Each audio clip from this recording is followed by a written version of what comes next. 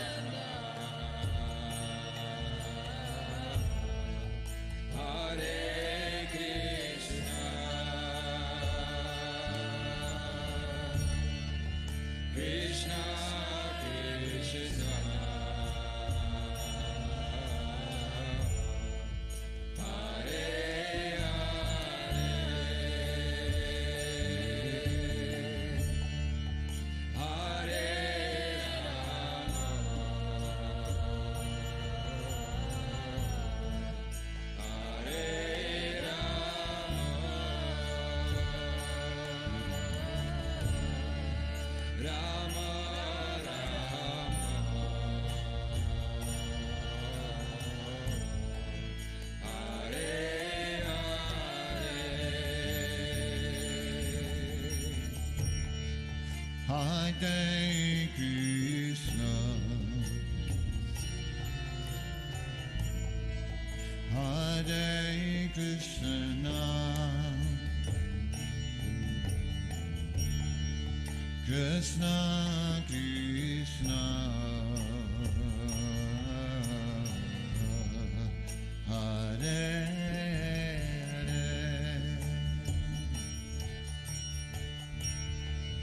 Hare Rama, Hare Rama, Rama Rama,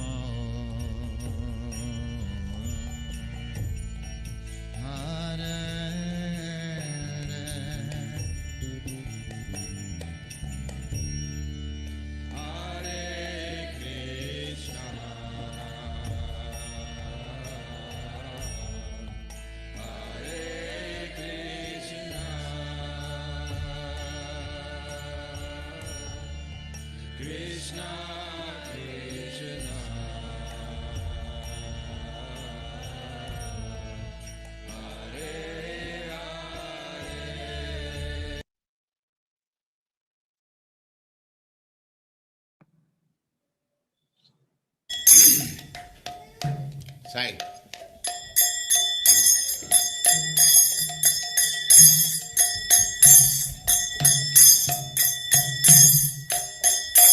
Jaya Radha Madhava Kunya Bihari.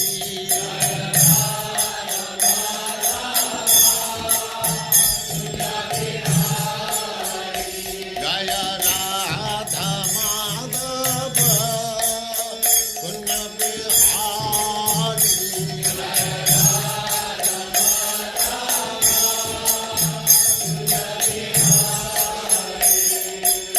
Gopi Jana Vallabha Girivaradhari.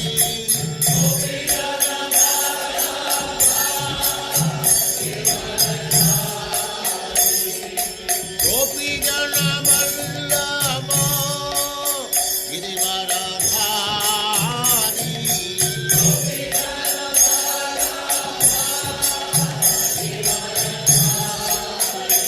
Jaya Radha Madhava Kunya Bihari.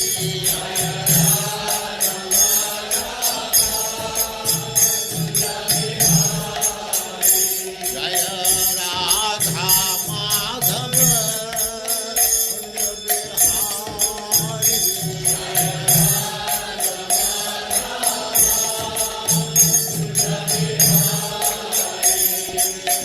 Gopi Jana Vallabha Girivaradhari.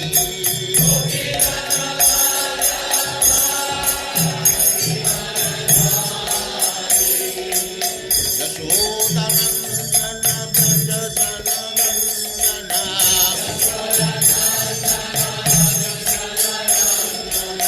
Yashodanandana Brajajanandana.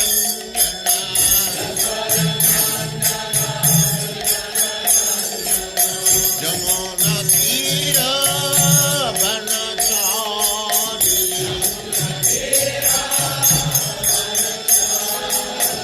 Jamuna Tira Vanachari.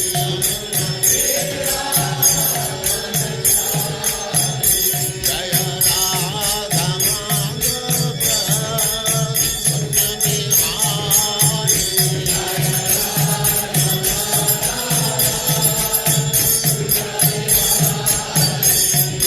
Gopi Jana Vallabha Girivaradhari.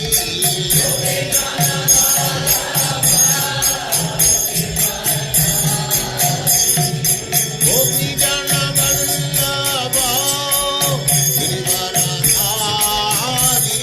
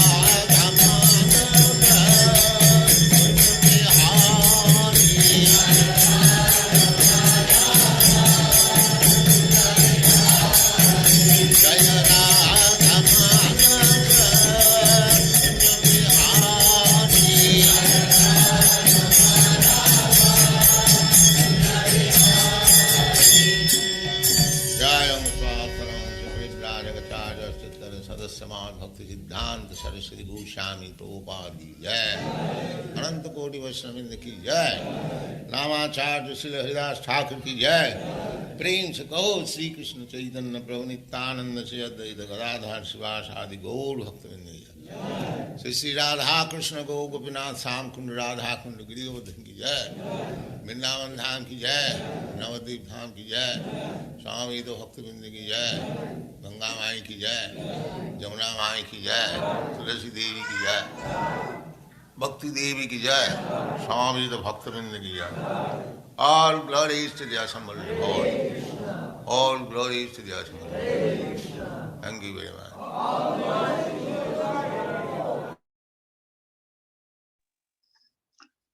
Hare Krishna Prabhu, welcome for today's class. Hare Krishna. Hare Bob, unmute yourself, Prabhu.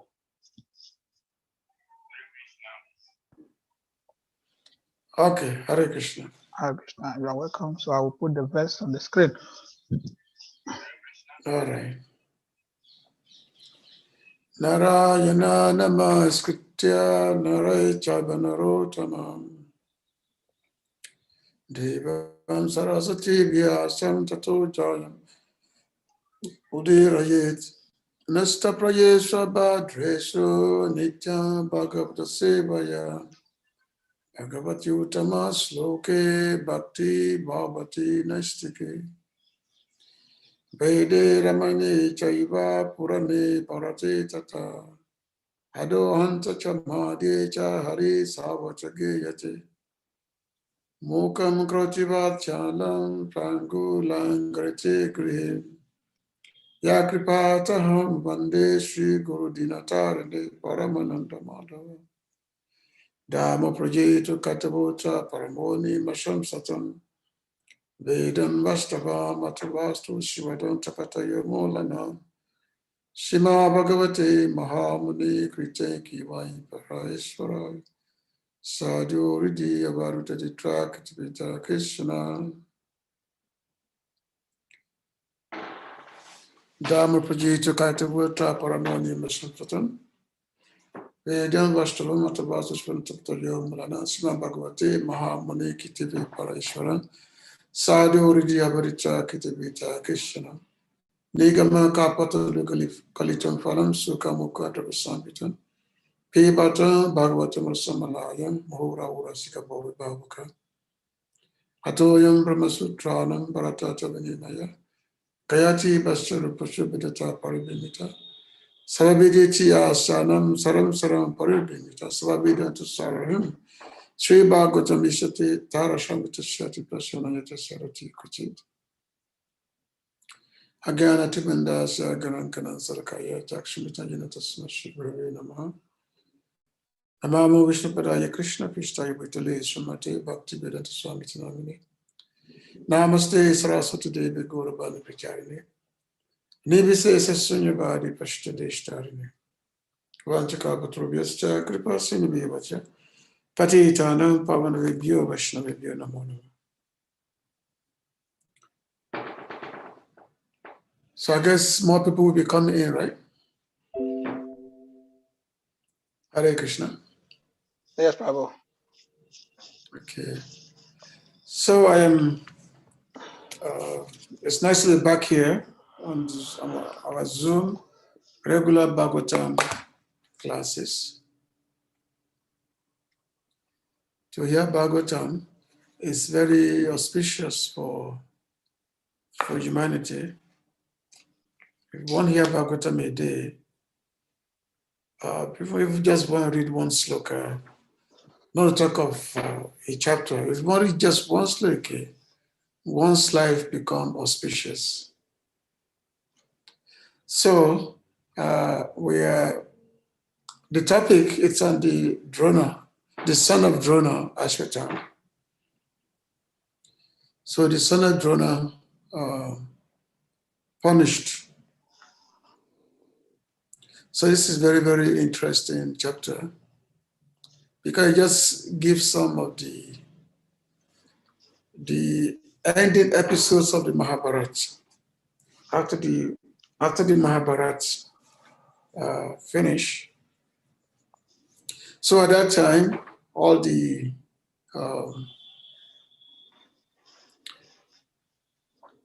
lot of soldiers, because on both sides, a lot of soldiers were killed, and especially the Kauravas, all the Kaurava soldiers, they were all exterminated. As was predicted by the Lord himself before the beginning of the battle. So all the soldiers on the Kaurava side, they were exterminated. So, and of course, Duryodhana, he had already been incapacitated. He was left to almost death by Bhima. So Ashwatthama was very, very angry because Ashwatthama is undefeatable. On the part of the Kauravas, there were only 3 persons left. There was Ashwatthama, there was Kripacharya, and then there was the third one. I forgot his name. He was actually the military commander of the Yadus. But Yadu, that particular time, they fought on behalf of Lord Krishna, on behalf of the Kauravas, because Lord Krishna had asked both Arjuna and Duryodhana to choose either himself or his army. Himself is not going to take a weapon. So that time, Duryodhana, he had chosen the Krishna's army. So at the end of the battle, there were only 3 persons left on the side of the Kauravas. That those 3 persons was Ashwatthama, Kripacharya, and this other commander. So Ashwatthama was especially very, very, he was very, very revengeful, because first his father had been killed very unfairly. His father was Dronacharya. He was killed very unfairly. So now he wanted to take a big revenge on the Pandavas. But you see that the Pandavas, they were basically undefeatable because after the Christians with them, they were undefeatable. So Ashwatthama, because he was a devotee of Lord Shiva, so he prayed to Lord Shiva to come and help him in his mission to defeat the Pandavas. So he prayed to Lord Shiva. He did some austerity. So Lord Shiva, appeared to him and asked him what he wants, and he told Lord Shiva that he wants to defeat the Pandavas. So Lord Shiva told him that, well, you'll be able to defeat the Pandavas, but you cannot kill the Pandavas themselves, but you'll be able to defeat them, but you cannot kill the Pandavas because Krishna is with the Pandavas, so you can't kill them. So the night, in the middle of the night, Ashwatthama, Kripacharya, and the other person, so they attacked the camp of the Pandavas, and the attack by setting fire, but with their weapons, they set fire, a massive fire, all over the camp of the Pandavas. And then, as all the soldiers were coming out, so Kripacharya's, Ashwatthama, they were killing them. They killed them with arrows. So they killed all the Pandavas soldiers, all of them they killed. And then the Ashwatthama, so he was looking, he wanted to make sure that everybody's dead, including Pandavas. So he went inside and he saw the 5 sleeping sons of Draupadi. He saw the 5 sleeping sons. So when he saw them, he thought that these 5 sleeping sons, they were the 5 Pandavas. So he killed them while they are sleeping. He killed them, which is a very coward thing to do, because according to the Kshatriya's military codes, and unarmed soldiers, it's not supposed to be attacked. If somebody have no weapon, you cannot attack them. This is a military codes, Kshatriya military codes. But Ashwatthama, he broke this code. He just kill him, that's all. Even when he went to the lake where Duryodhana was lying, to give report to Duryodhana that yes, he has now killed all the Pandavas, because he thought that he had killed the Pandavas. So he thought that Duryodhana would be very happy, because after all, Duryodhana were the enemies of the Pandavas were the enemy of Duryodhana. So, but when Duryodhana heard this, that the Pandava had been killed, he became so mortified by it. Because after all, he said that now if the Pandavas are killed, what is going to happen to the Kuru dynasty? If you look at it, this would be the elimination of the Kuru dynasty. Even Duryodhana was not happy to hear this. So he became very angry with Ashwatthama and he cursed him. And at that time, then Duryodhana died, passed away.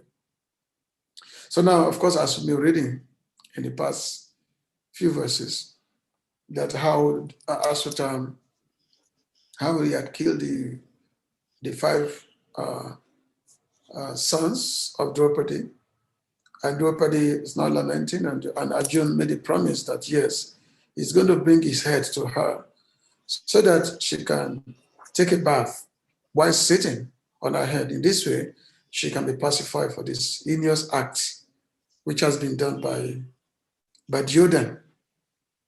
So it's a very interesting episode, of course, as I said in the beginning. Now when Ashwatthama, when he saw Arjuna coming after him, now he started running away, because he knew that now Arjuna is coming, and Ashwatthama, he knew himself that yes, he would be unable to fight with Arjuna. After all, Krishna was Krishna. Okay. When Ashwatthama, when he saw Arjuna, so Krishna is the one that is driving Arjuna. So Ashwatthama was basically running for his life. He's running away for his life. So it's mentioned in the previous way how Ashwatthama was running away. Rather than him getting ready to fight, but it was is instead running away for his life. Because you know that this is undefeatable, Arjuna coming. So now we're going to be reading the text for today, which is 1719, the Bhagavatam 1719. So I just read it, you can see it on the board. Yada saranam atmanam akshata shrantabhajinam ashram brahmasiro meme atma tranam dujatmaja. So you can take that to Dujatmaja. So translation and purport by His Divine Grace, A.C. Bhaktivedanta Swami Prabhupada. When the son of the Brahmana, Ashwatthama, saw that his horses were tired, he considered that there was no alternative for protection outside of his using the ultimate weapon, the Brahmastra, nuclear weapon. Purport. In the ultimate issue only, when there is no alternative, the nuclear weapon called the Brahmastra is applied. The word Dujatmaja is significant here because Ashwatthama, although the son of Dronacharya, was not exactly a qualified Brahmana. The most intelligent man is called a Brahmana, and it is not a hereditary title. Ashwatthama was also formerly called the Brahmabandhu, or the friend of a Brahmana. Being a friend of a Brahmana does not mean that one is a Brahmana by qualification. A friend or son of a Brahmana, when fully qualified, can be called a Brahmana and not otherwise. Since Ashwatthama's decision is immature, he is purposely called hearing the son of a Brahmana. So the text we are reading, which is the Atapacipicia. No. I'm not reading the text 20 yet. No, I'm not reading. I'm not getting to that yet. Just we are still on text 19. We're on text 19. So let me just put here.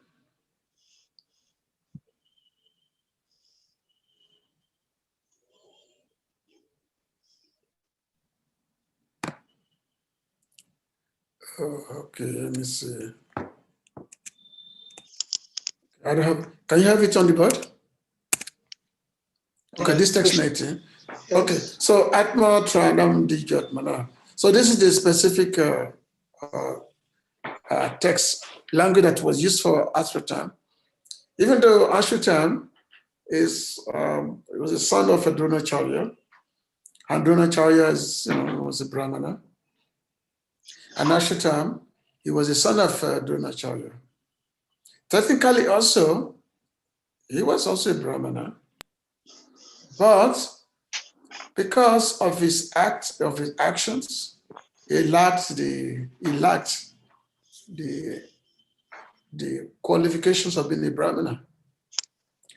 And because of his lacking that qualification, so he was called the son of a Brahmana, Dijatmaja, or Brahma Bandhu. Brahma Bandhu means friend. So when they call a person Brahma Bandhu, means the friend of a Brahmana. So which means the person who has no qualification of being called a Brahmana. Because Brahmana is by quality, it's not by heritage. It's not that just by being born in a family, one is automatically a Brahmana.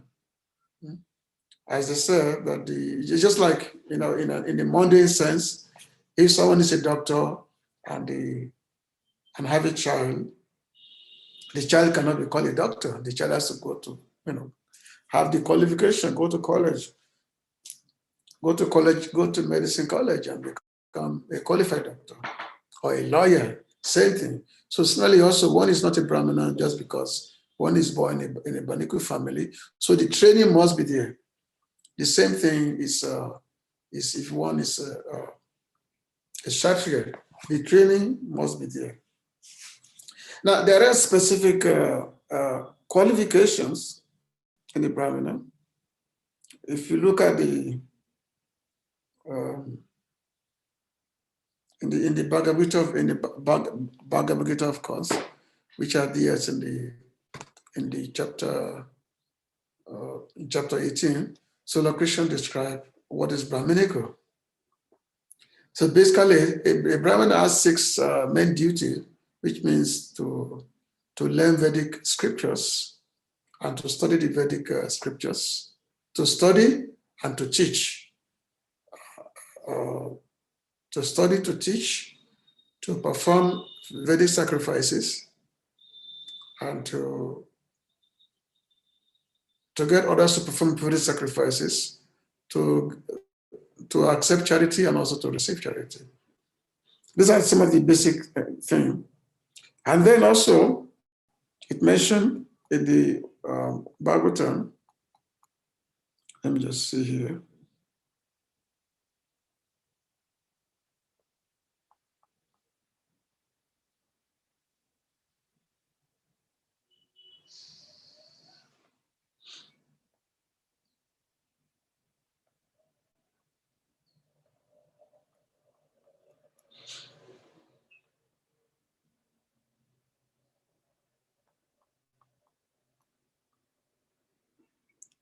My iPad is a little bit slow.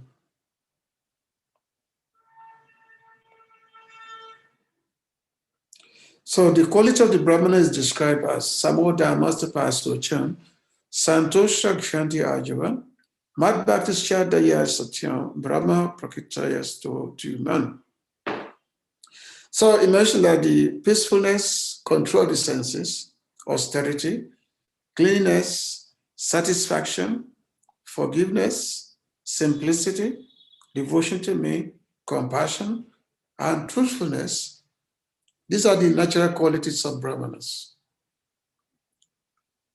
So, which means unless one is possessing these qualities, Even though one may be born in a Brahminical family, one cannot be called a Brahmana. And he mentions, like Bhaktivedanta said, that one cannot find much lust or anger in the nature of a Brahmana.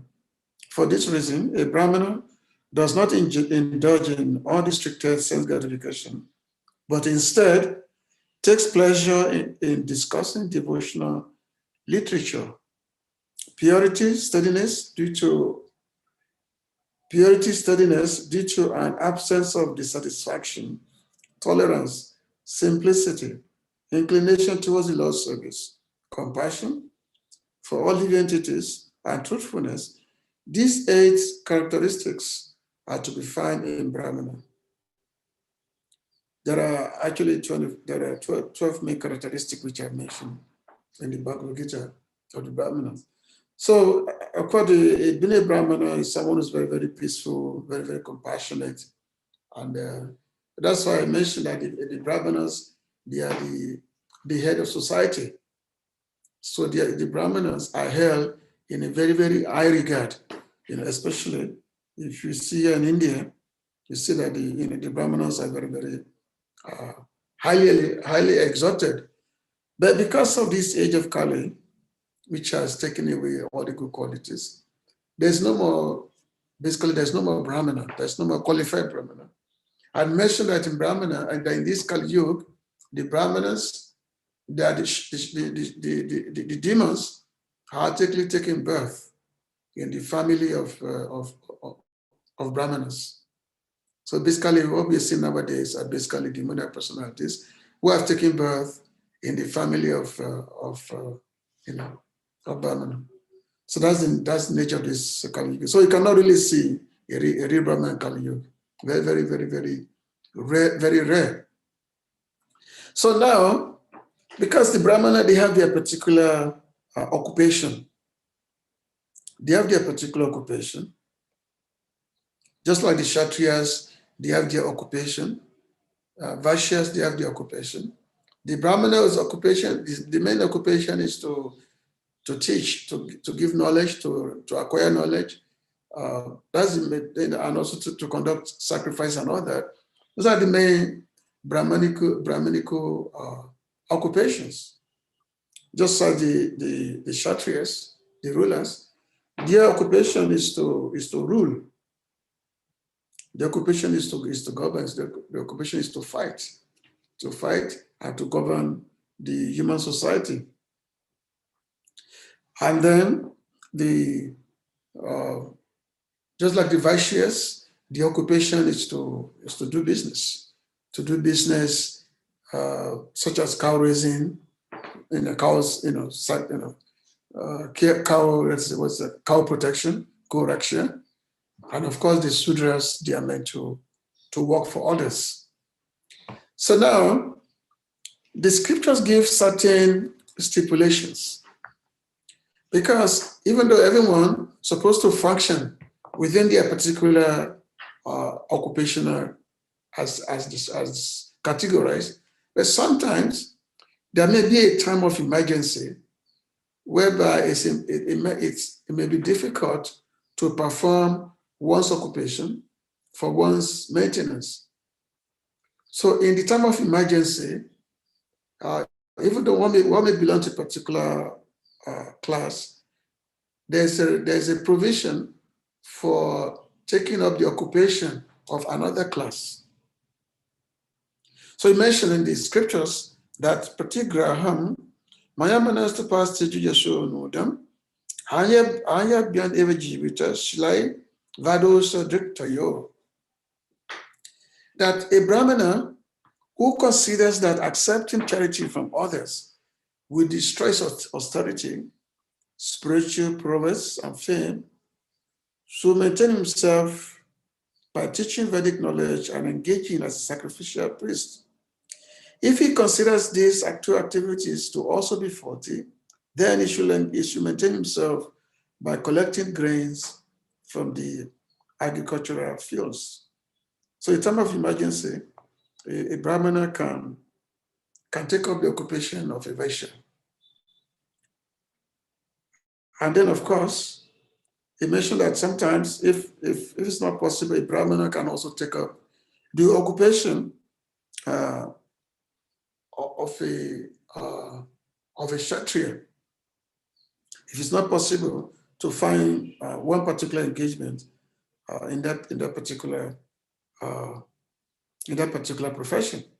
So now, this brings us to the point that how come we have this situation on the battlefield of Kurukshetra that there are few Brahmanas who actually reaches, because these are the very powerful Brahmana who also engage in fighting on the battle of Kurukshetra, because not everybody was Kshatris.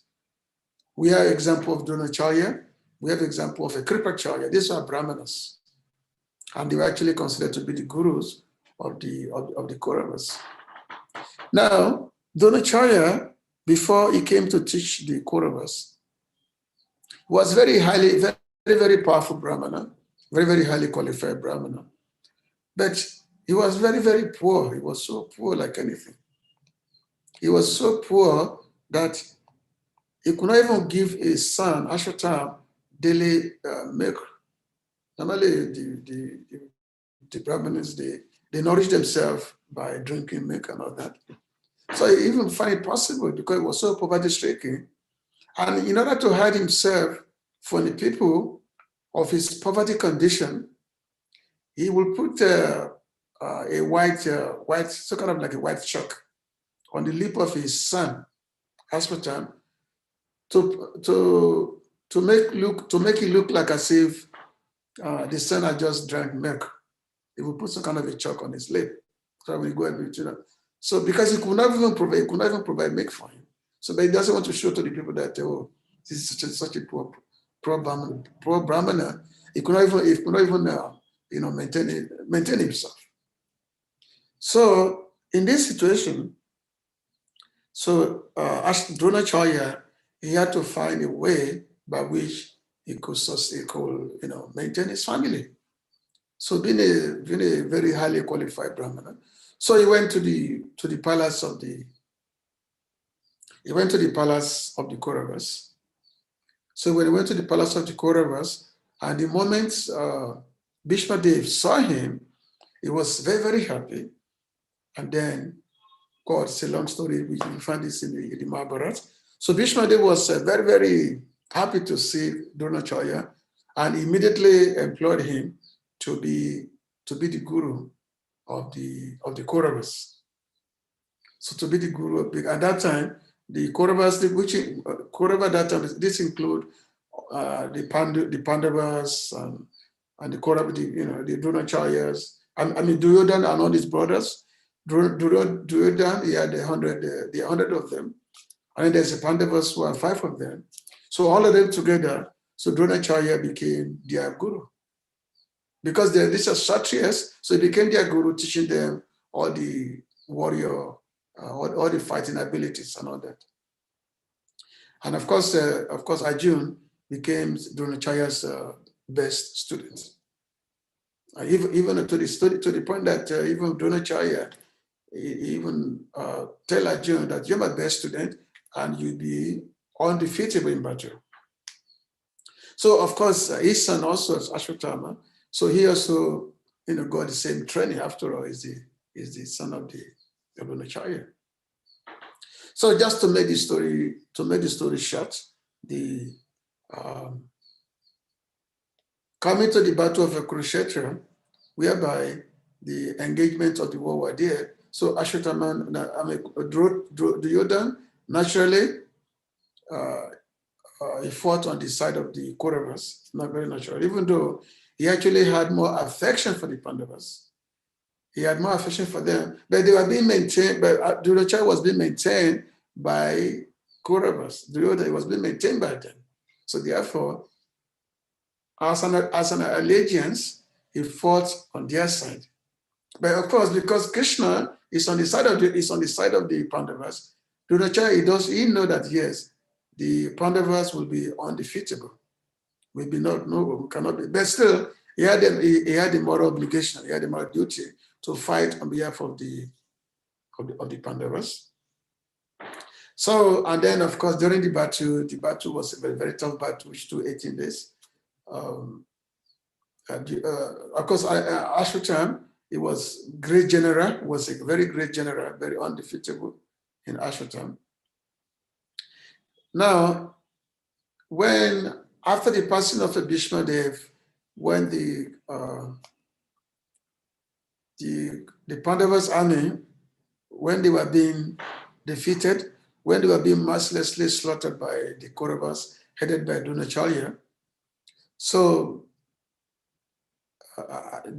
Yudhishthira went to Krishna that, how are we going to do this? We are getting defeated, what to do? So then Krishna told Yudhishthira that the only way you can defeat the Pandavas, the Kauravas, is if Dronacharya is dead. That's the only way you can defeat them. And then, how to do this? How can he die? Because Dronacharya is undefeatable. How's he going to die? So then Krishna told them, okay, Dronacharya, if he stopped fighting, then you can kill him if he stopped fighting. But how's he going to stop fighting? It's impossible. It's not going to stop fighting. So Krishna said, okay, because Dronacharya, he has so much affection for his son, Ashwatan. If anyone can tell him that, yeah, your son is dead, that, oh, Ashwatthama is dead, then he will stop fighting because he's so much affection for his son. Now, so Krishna told them, okay, you guys can lie so that Dronacharya can stop fighting. And of course, God, Yudhishthira Maharaj, who never tell a lie in his life, he was not he wasn't much in favor of, of lying. But nonetheless, when so Ashwatthama, he was led away from where Dronacharya was fighting. He was led away, and then Krishna told Yudhishthira that Yudhishthira, now because you make an announcement that Ashwatthama is dead. You make an announcement that Ashwatthama is dead. Yudhishthira said, oh, I cannot tell lie. But even though this is Krishna is the Lord, if Krishna told you to do something, you have to do it. So because Yudhishthira Maharaj, he said, because I never tell a lie before in my life, so I cannot lie now that Ashwatthama is dead. But so because of that, Yudhishthira Maharaj, he got some repercussion for not following that instruction. However, Bhima, so he killed one elephant, which were by the name of Ashwatthama, and they make a big announcement. Ashwatthama is dead. Ashwatthama is dead. Ashwatthama is dead. So when Dronacharya heard that Ashwatthama is dead, he was thinking, oh, Ashwatthama is dead. So momentarily, he stopped fighting. But he think, oh, I cannot believe that Ashwatthama is dead. After all, I cannot trust Bhima because Bhima has said it. He said, but if Yudhishthira should say that Ashwatthama is dead, then I will believe it. So then Krishna told Bhima, Yudhishthira, now you said that Ashwatthama is dead. So Ashwatthama, so Yudhishthira said, he announced, Ashwatthama, but before he could finish his statement, so Krishna blew a conch shell. So kind of like a trick, So Krishna blew a conch shell, and then Dronacharya stopped fighting, and then he was killed by Shikandi, not Shikandi. Then he was killed by Dhishtadyumna. So he went and cut off his head. So in this way, Dronacharya was killed by deception of the Pandavas. So, and of course, when Ashwatthama came to know about this, that his father had been unfairly killed, so obviously he was very highly unhappy. He was very greatly angered, and he looked for the ways by which to avenge the death of his father. So at the end of the battle, when Ashwatthama, by his praying to Lord Shiva, in order to be able to defeat the Pandavas, so basically he got his wish fulfilled, by making sure every single person in the Pandavas camp, they all died. And of course, the Pandavas themselves, they were not, like Arjun, Bhima, Yudhishthira Maharaj, Sahadev, and was the last person, I forgot his name.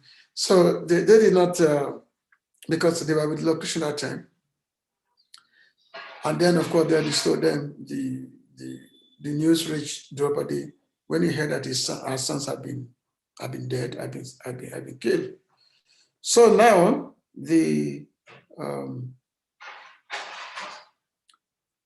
because of this heinous act which Ashwatthama committed, now of not of killing unharmed persons.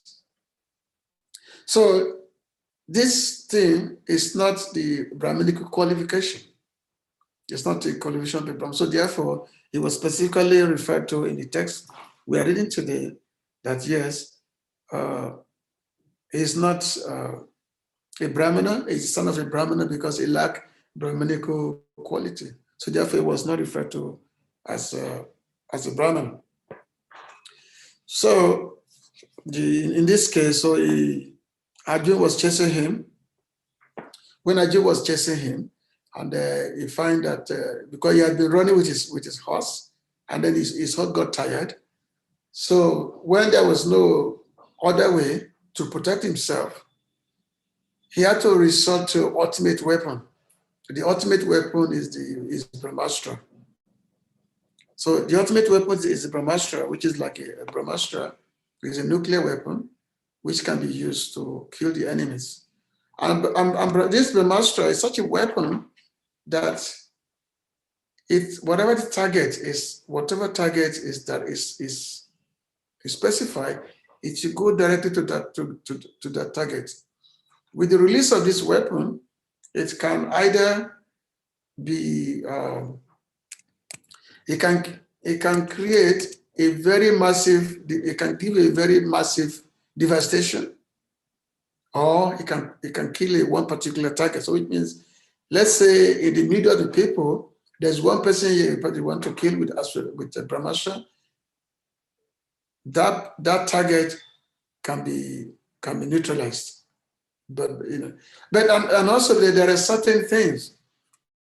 There are certain qualifications because this is done through the invocation of mantra.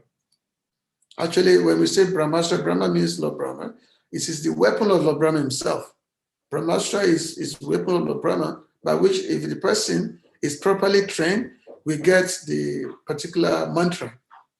And the mantra must be released. And then one has to be able to chant the mantra to release the weapon. And then once the weapon is released and the weapon finishes its duty, one must be able to again withdraw the weapon. The weapon is released and then the weapon must be withdrawn. Otherwise, it can create a calamity.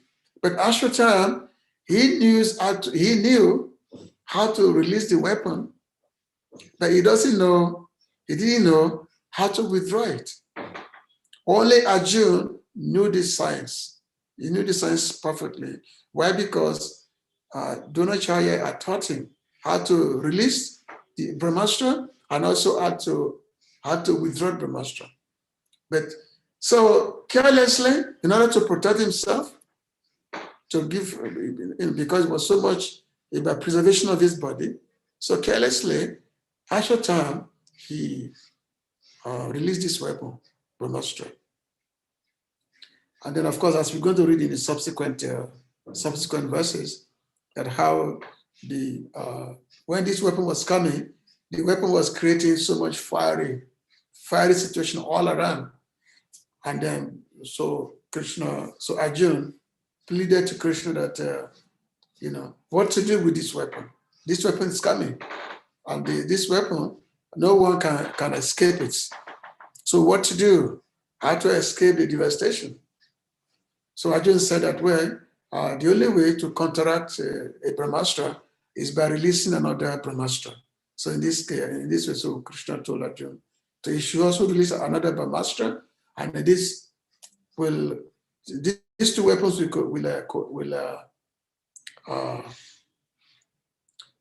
strike each other.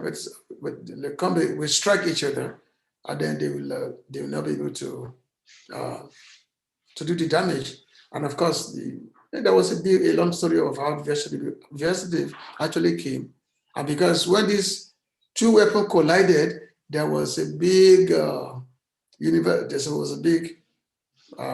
chaos that was being created in the atmosphere. So Vyasadeva had to come and actually held these two weapons. So now, this brings us a point, as we were discussing yesterday, that in the Srivas Prabhu's class, that the Ashwacham, even though he was such a heinous person, that in his next life, well, actually not because it's a Chiranjeev, he doesn't die, that in the next Mavanta, after the end of this Mavanta, we're in the 28th cycle of Vavishtamanu. The next Mavanta, that time, Ashwata will be one of the 7 sages. It will be, it's going to be the next, as they said, the next Vyasadeva. That's at the next. Now, which, like we were saying, that how can this fellow, someone who is so sinful, who commits such an act, all of a sudden, he was being rewarded in the next Mavanta to be the next Vyasadeva. So how is that? That what's actually the qualification? What is qualification to be, to be a Vyasadeva? Is there any qualification to be the next Vyas? So I was actually discussing this with some of my colleagues in the scriptural circle this morning. That how do we reconcile this? It's mentioned in the Vishnu Purana. It's also there in the Vishnu Purana of how Ashwatam will be one of the. He said, Droni Vyasu Bhavishate, that the son of Drona will be the next Vyas in the next Dwapara Yuga. So the son of Drona is going to be the next Vyas. So this is mentioned here. This is in the Vishnu Purana. And then also in the Srimad Bhagavatam, 8th canto, chapter 13, text 15 to 16, is mentioned Galavo Ditma Ramo, Drona Putra Kripatata, Rishya Sringa Pitas Makam, Bhagavan Badarayanaha, Ime Saprasaya Tatra, Bhavishanti Swayogataha, Idanim Asate Rajan, Sweswa Shram Mandale. He said that, O king, during the 8th Mabantara, that's the next one, the great personalities Galava, Diptima, Parasuram, Ashwatthama, Kripachaya, Rishaya Sringa, and our father, Vyasadeva, the incarnation of Narayan, will be the 7 sages. For the present, they are all residing in their respective ashrams. So all these persons, they are Chiranjeev, they don't die. So, and the Ashwatthama has been said that it's going to be part of the next 7 sages. So how do we really try to understand this? That such a person, because to attain such a exalted stage of being the Saptarishi, the 7 sages, or of being the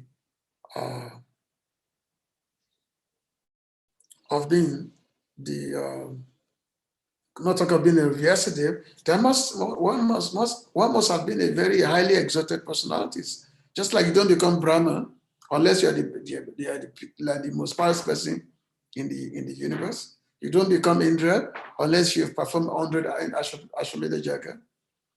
All this. So I can be such a person. So which means it's actually difficult. These are some of the things which are difficult to really try to understand. If we use our simple mundane logic, our simple, our ordinary materialistic intelligence, these are something that are very, very difficult to understand. In the Bhagavatam, first canto in the chapter 17, so Parikshit Maharaj, he was wandering in the forest. And as he was wandering, he saw the personality of Kali, who was abusing a cow and the bull. And he saw that the bull and the cow, their leg had been broken by this crazy fellow, the personality of Kali. Their legs had been broken by him. So yesterday, Parishimai was very, very angry, was so angry. His weapon to kill this fellow. But before he did that, he went to the bull, who was considered to be the personality of religion, Dharma. So he went to him and asked him that what happened to you? What has caused your suffering? He asked him. So the bull replied, Navajan Klesha Bijani, Yatasil Purusha Saba, Purushantam Bijanimo, Vakya Beda Vimo Ita. This is from chapter 1, no, Canto 1, chapter 17, text 18 of Srimad Bhagavatam. So it said, O greatest amongst human beings, it is very difficult to ascertain the particular miscreant who has caused our sufferings, because we are bewildered by all the different opinions of theoretical philosophers. So what is the cause of suffering? Who has caused our grief? This is something that difficult to determine. So the purpose, like Prabhupada has written, there are many theoretical philosophers in the world who put forward their own theories of cause and effect, especially about the cause of suffering and its effects on different living beings. Generally, there are 6 great philosophers: Kanada, the author of metaphysical philosophy; Gautama, the author of logic; Patanjali, the author of mystical yoga; Kapil, the author of Sankhya philosophy; Jaimini, the author of Kama Mimamsa; and Vyasadeva, the author of Vedanta Darshan. Although the bull, or the personality of religion, and the cow, the personality of the earth, knew perfectly well that the personality of Kali was the direct cause of their sufferings, still, as devotees of the Lord, they knew well also that without the sanction of the Lord, no one could inflict trouble upon them. According to the Padma Puran, our present trouble is due to the fructifying of seedling sins. But even those seedling sins also gradually fade away by execution of pure devotional service. Thus, even if the devotees see the mischief mongers, they do not accuse them for the sufferings inflicted.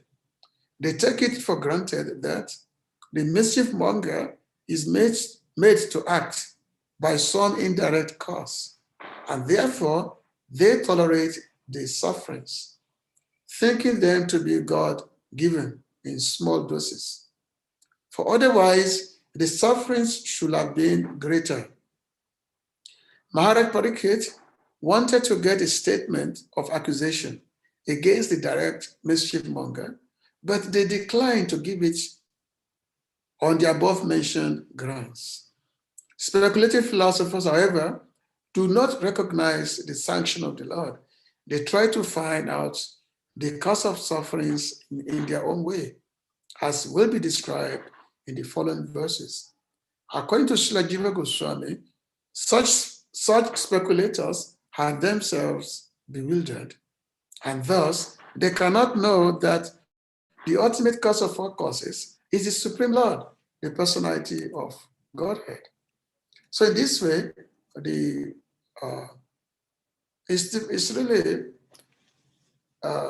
only people with lack of knowledge will lay blame on others for the cause of their particular situation, for their particular unfortunate circumstance. So if we're going to see in the following verses of how of how when after Arjun captured Ashwatthama, and he captured Ashwatthama, he did not actually kill him at once, because by capturing Ashwatthama, within his mind, Arjuna is thinking this is actually Brahmana. So he didn't want to commit Brahmatya, which means killing, because by killing of a Brahmana, it's very, very, very sinful. One should not kill a Brahmana. That no matter what a Brahmana does, one is not supposed to kill a Brahmana. Even though Ashwatthama is actually Brahmabandhu, because he had lost his qualification of being a Brahmana, but still he's regarded as a Brahmana. And also is the son of the great Brahmana Dronacharya. So he didn't kill him immediately. He took him to the camp where Draupadi was, was sitting. And the moment Draupadi saw Ashwatthama being bound like an animal, she was very highly mortified. She wasn't thinking that, oh, this person had killed my children, so therefore he should be killed at once. She became immediately she became very, very compassionate. She said, oh, don't kill him. This is, we cannot kill Brahmana. This would be considered to be the highly religious act. That we don't kill him,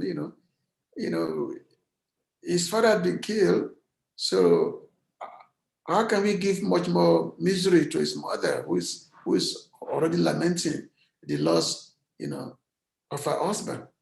So, the Draupadi, being a dear devotee of the Lord, he wasn't thinking of her own distress. She was thinking of how another distress is going to cause to another person, in this case, the mother of Ashwatthama, if this fellow should be killed.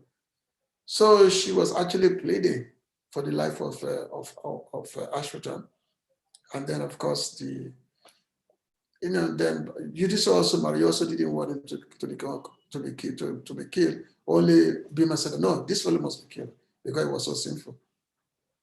And then, of course, we have the situation whereby Ashwatthama was given this punishment, whereby he will never die as a Chiranjeev, and he will not live in the human society until the very end of Kali Yuga. He will not live in the human society. And now some of the discussion we were having was that, this fellow, he's been wandering around, even though he had no companion, he's been wandering around the place of pilgrimage. Vrindavan, he's been wandering around. And by wandering around the place of pilgrimage, he will be purified of his sins. Even though this may not be known to people, he'll be purified of his sins till the end of Kali Yuga. And by that time, in the next Kalpa, Mavantavata, he will be the next Vyasadeva, like that. So, things like, so of course we cannot really try to rationalize with our modern intelligence. We simply see through the eye of the scriptures that yes, the cause of sins, why someone becomes sinful, it's difficult to decipher. It's difficult to describe how someone becomes sinful, and how someone, of course, now the sins can be eradicated through the engagement of devotional service, because they mentioned in the Nectar Devotion that if someone become a devotee of the Lord, all the sinful activities are eradicated. Not just the sinful activities, even the Papa Beach. Papa Beach means the seed for committing sins. All those things, they also get eradicated by the engagement of devotional service of the Lord.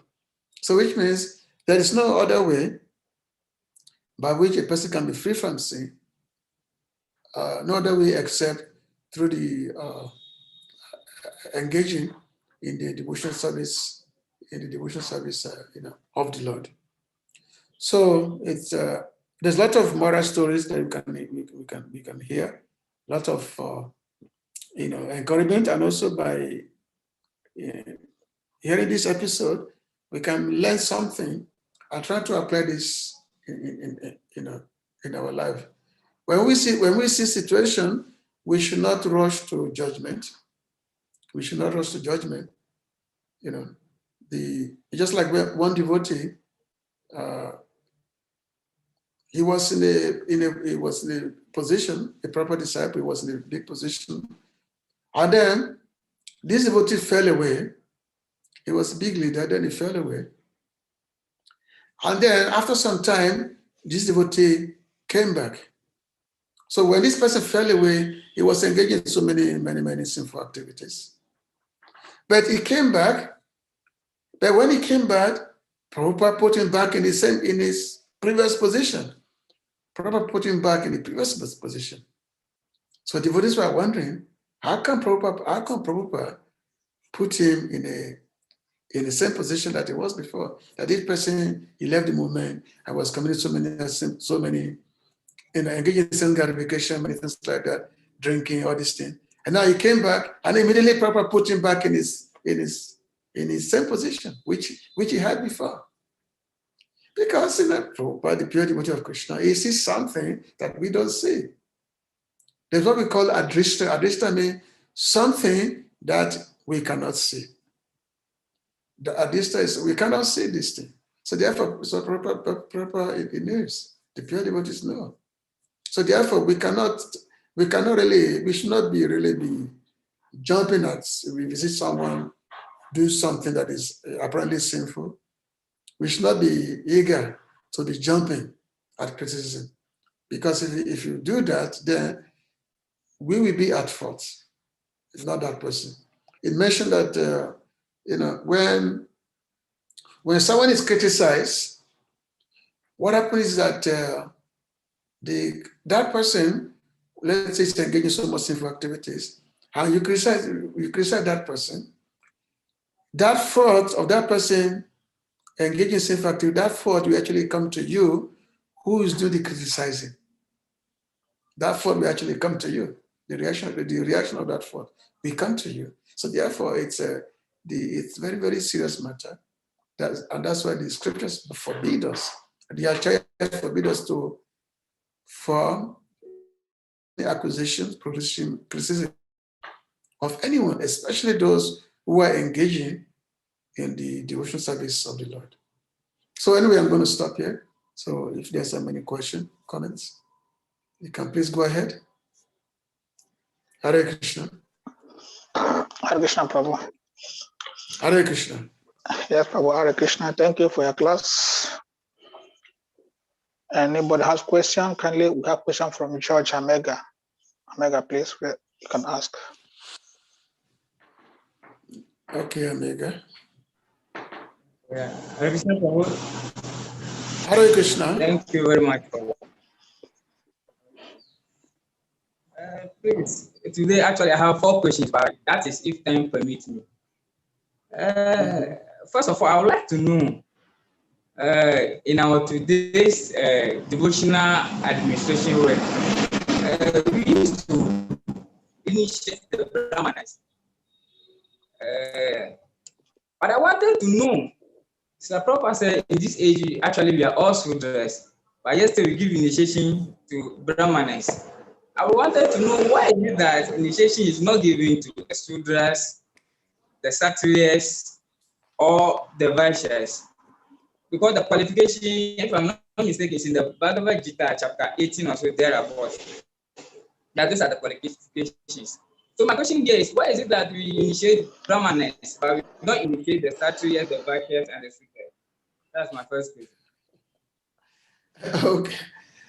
So initiation of Brahmanas, Kshatriyas, Vaishyas, Sudra. Okay, now you are talking in terms of the Varnashram system. That is Varnashram, whereby a person is trained according to their particular qualities. So basically, if someone has a Brahminic qualification, a tendency is trained as a Brahmin. If someone has a Kshatriya fighting tendency, leadership tendency, such a person is trained as a Kshatriya. If somebody just have a business attitude, it can be a businessman or somebody who is not interested in all these things, just a normal worker. So that is within the Varnashram system. So people in the very system, people are trained accordingly to their particular tendency. Now, in the spiritual setting that we are in, as my Prabhu said, Nahamvi, Pro Nahamva, Navashana, so he said that I am not a Brahmana, I'm not a Kshatriya, I'm not a Vaishya, I'm not a Sudra, I'm not a Brahmachari, a Grihastha, Vanapasa Sanyas, I'm simply servant of the servant of anyone who tries to serve Krishna. That's and others. So we actually none of those things. We are not a Brahmanas or Kshatriyas, any of those things. And the initiation you are given is the opportunity to engage in the devotional service of the Lord. It's not because you have been initiated as a Brahmana. No, you're not initiated as a Brahmana. You have been initiated to be given the opportunity to render service unto the Lord. So, and of course, you are given some particular mantras to chant. By chanting this mantra, it will enable you to be focused and enable you to be focused, and also give you the sufficient purification so that you can be more fixed in the chanting of the holy name. Actually, the main qualification, the main initiation is actually the chanting of the holy name of the Lord, and the so-called Brahmanical initiation is simply kind of secondary. So it's not that we are being initiated as a Brahmana, because who's actually have a Brahmanical qualification? No. We are being initiated to be given the opportunity to render service unto the Lord. And to render service, even initiation is not even necessary. Initiation is, it's not necessary. However, because we are so sinful, so therefore we are given the initiation so that we can be able to have sufficient purification to render service to the Lord.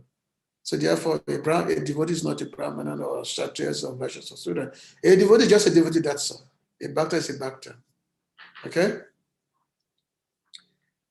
Somebody else? Next question is from Sahadev Prabhu.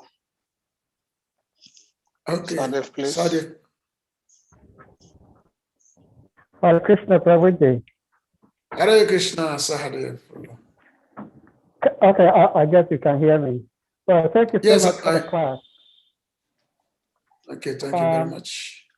I have a question about criticism. Mm-hmm. I know criticism is very, very dangerous, but I would like you to throw a little bit light on the difference between somebody criticizing another person and then somebody addressing a situation that needs addressed, because there is the saying, to err is human. So as human beings, we may err at some point. And if one thinks that if your superior or whoever errs, you cannot say anything, then nobody is going to do anything to help somebody. So I would like you to draw a little bit more light on addressing a situation and then just blatantly criticize it. Okay, thank you. Hare Krishna. Hare Krishna. Yes, very good question.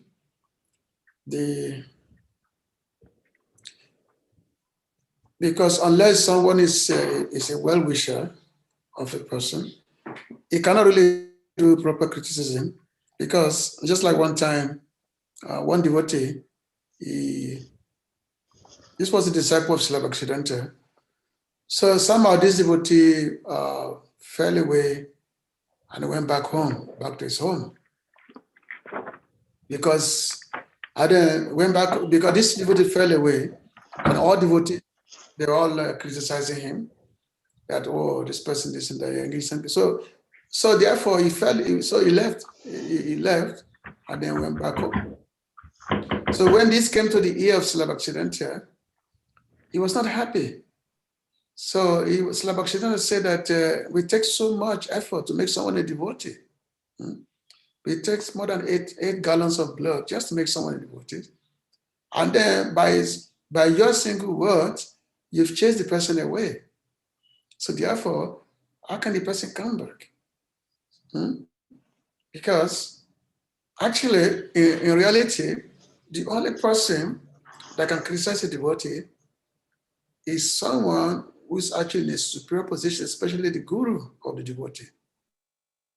Why? Because when the guru criticizes his disciple, the guru is doing it for the betterment of the disciple. Why? Because the guru is full of compassion. Yes, and it's for the betterment. So therefore, all the guru, a spiritual master, is actually the only one who can actually criticize a devotee, because he's doing that devotee because of his compassion. He's doing it for the benefit of the disciple. But otherwise, in reality, we have no right whatsoever to criticize another devotees. Because when we are criticizing someone, we actually putting ourselves in a superior position, that we are better than this person, and this person is so low, and we are better than this person. So therefore, you see the fault, and then you are criticizing, and that will do us no good, and also not also other person that we're criticizing also will not do the person also no good. So we're actually creating a disturbance by criticizing another one. So therefore, the scriptures actually forbid criticism especially among the devotees. It doesn't matter for as I said that constructive criticism. That's a very famous thing. Constructive criticism. Constructive. The only person who can do that is only the guru or the disciple, not anybody else. So therefore, as devotees, the only way we can actually make tangible advancement to refrain from fault finding is to refrain from criticism. So wherever Prabhu said, Trina Pisunichena, Taru Apisashna, that one should be more humble than a blade of grass, be more tolerant than a tree, and to be ready to offer respect to all living entities. Then you can chant the name of the Lord properly. But how can you chant the Lord's name properly if you see someone, if you're finding faults? So unless someone is under your care, you cannot criticize. We cannot criticize unless someone is under your care. So these are some of the things that we are to really taking serious in our devotional activity. And if you're in an environment whereby there are no criticism of devotees, there are no fault findings among the devotees, you will see that environment will be a very, very sublime environment. It will be a very sublime environment in that particular environment. Okay.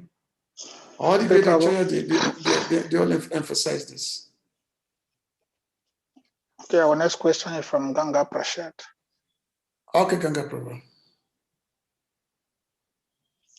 Hare Krishna. Dandawa Pranam Prabhuji, Hare Krishna. Hare Krishna, Ganga Prabhu. Yes, I can hear you. Thank you very much for the class. This very chapter sequence is very, very informative, and all of you have been just content. Your voice is breaking. Your voice is breaking.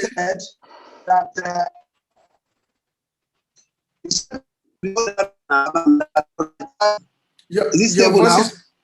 Prabhu, your voice is not good. Okay, speak now. Speak. Okay, speak. Let's see. You said that Dronacharya could not afford to maintain the family, especially the son. And he was giving him wheat flour in water in the seed for milk. So my first question is, could this be attributed to why why Ashotama did not have fine developed brain tissue, like Prabhupada said, for drinking fresh cow milk? That's the first question. Second question goes with this, that is it that there's in the gene or DNA of Dronacharya and Ashotama to be vengeful, tooth for tat. When Draupad insulted him by denying friendship, he took revenge by using Arjun or the disciples for Guru Dakshina. And Ashotama, in the same vein now, for the death of his father and for the killing of his master or his friend, went to commit this heinous act. These are my two questions. I want you to just shed little light on them. Thank you. Did you hear me Yeah, in the okay. end? Yes, I hear you. Yes, of course, what's his name? Dronacharya was a true Brahmana. It was not really revengeful because, Drupad and Dronacharya, they were both students together. They were both students of Parashuram, both Drupad and Dronacharya. And Drupad, he had made a promise to Dronacharya when they were students together, but eventually the Drupad, then he recanted that promise.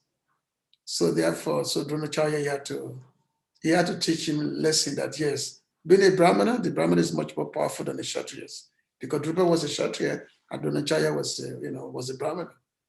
So that was the student. So it's not that Dronacharya was vengeful. It's not that. It's just the circumstance that was there. And the Dronacharya also, he was a devotee of the Lord. He was a devotee of Lord Krishna, No, there wasn't a devotee. Now his son, Ashwatthama, he had a bad association. He was very powerful warrior. He was almost as powerful as Arjuna. And that's why Duryodhana sees the great opportunity by making friendship with Ashwatthama. He sees the opportunity. Just like Dronacharya, and just like Duryodhana, he sees the opportunity by making friendship with Karna. So that this, so he also did the same thing by making friendship with Ashwatthama. So, actually, according to the scripture, that Duryodhana actually represents personality of Kali, So the Ashwatthama, whatever I did, because I was reading some commentary this morning, I think by Vallabhacharya or something like that whatever I did was for the preservation of his own self. It's not even his killing, of the Pandava children. It wasn't because he wanted to pacify his friend Duryodhana, but all he did was simply for his own self. It's due to personal sense gratification. It's not because he wanted to pacify his friend Duryodhana. It's just for his own personal sense satisfaction. That's what he did. So it's all he did was out of selfishness. It's out of selfishness, and that's why he was not referred as a Brahman. He was called Brahma Bandhu or Dijatmaja. He was called the friend of the Brahmana, because what he did just out of a selfish interest. That's what he did. So, and of course, Dronacharya, because of the allegiance that he had Dronacharya himself, he had so much affection for the Pandavas, and especially his famous his best student Arjuna. But just like Bhishma Dev, he had to fight on behalf of the Kauravas. So similarly also the Dronacharya, because they were living in the palace of the Kauravas. So because of that moral allegiance, which is difficult to really try to figure out using our own materialistic brain, as I mentioned before. After all, Bhishma, he was the grandfather of the Kurus. He was their grandfather. It's called the Pitamaha. And his affection for the Pandavas is even much more greater than the affection for the Duryodhana and his brothers, because he saw Yudhishthira Maharaj very highly morally, very highly upright person, whereas Duryodhana, he was a very, very crooked fellow, but still he still fought against the Pandavas. So now, of course, the end being that all the Kurus, they all destroyed, were defeated, including the Bhishma Dev, Dronacharya. This showed that wherever there is God, as they say, where there is Krishna, there is victory. Yata Yogeshwaro Krishna, Yata Pato Danodara, Tatrashi Vijayo Moti, Dhvaniti Machibama. This is the last verse of the Bhagavad Gita, that wherever there is Arjuna, because Arjuna is a great devotee of Lord Krishna, pure devotee of Lord Krishna, and wherever there's Krishna, there's always been victories, opulence, and everything like that. So even though the whole world may line up against you, if you're a Krishna devotee, you will always come out victorious, being a devotee of Krishna. So therefore, Krishna says, "Kontriya Patijanehi Name Bhaktya Pranashati," that my devotees will never perish. So this is Krishna's own declaration. So the whole episode of Mahabharata is to give us, to teach us this lesson. There's so much lesson that is there in the Mahabharata, so much lesson that is there in the Mahabharata, so much. Okay, Prabhu, thank you. Next question from Nitai. Thank you. Nitai, please. Next question from Hare Nitai. Krishna, Prabhu. Thank you so much for your wonderful narration and explanation. It's a pleasure to listen to you once again. I have many questions, but then I will just encapsulate them to two. I often love our scriptural stories and so many things like from the Mahabharata, so many wonderful lessons from the Ramayana. But I often find it difficult, to work with the idea, with some of those ideas, considering the kind of world we live in today. Sometimes, and I don't mean to be offensive, I feel like sometimes our narrators or people who give classes, sometimes they lose touch, with the current reality of the kind of world we live in. Being a democratic society, considering the fact that certain things cannot be applicable, certain things cannot work, not because it's not ideal, but because of the kind of situation we live in, the kind of era we live in, and considering the fact that even as an institution, we are governed by constitutions that are not based on Bhagavatam, not based on Bhagavad Gita, not based on the Puranas. So sometimes I find it very difficult because when you talked about a devotee taking whatever happens to him as a lesser, reduction of what could have probably happened to him. In the constitutions, everybody is guaranteed human rights.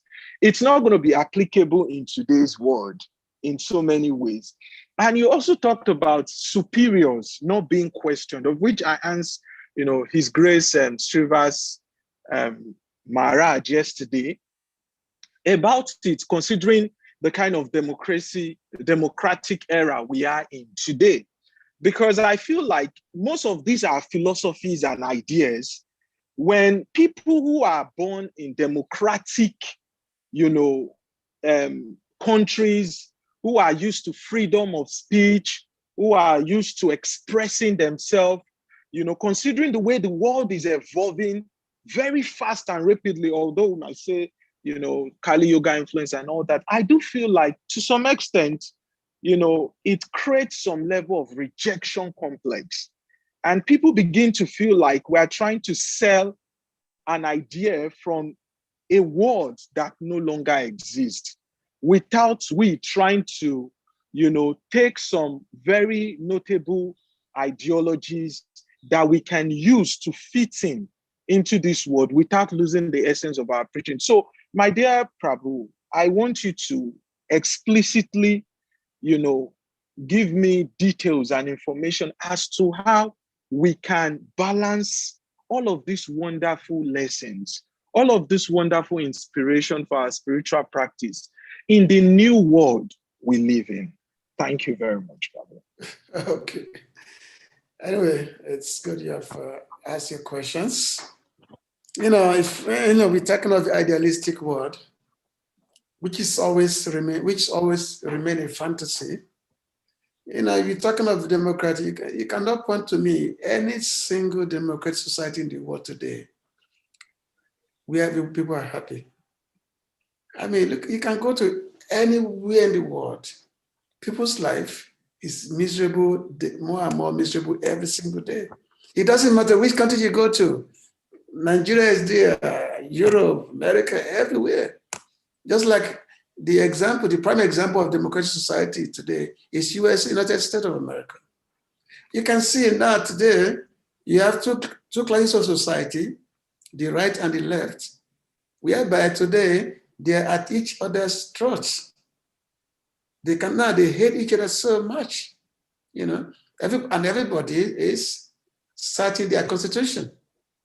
The left think they are right, the right think they are right. Everybody's thinking that they are the one who is following the constitution, but they are at each other's throats. Society now has become much more miserable than before. That's something that you have to start thinking, that how can the society is so more chaotic now than before?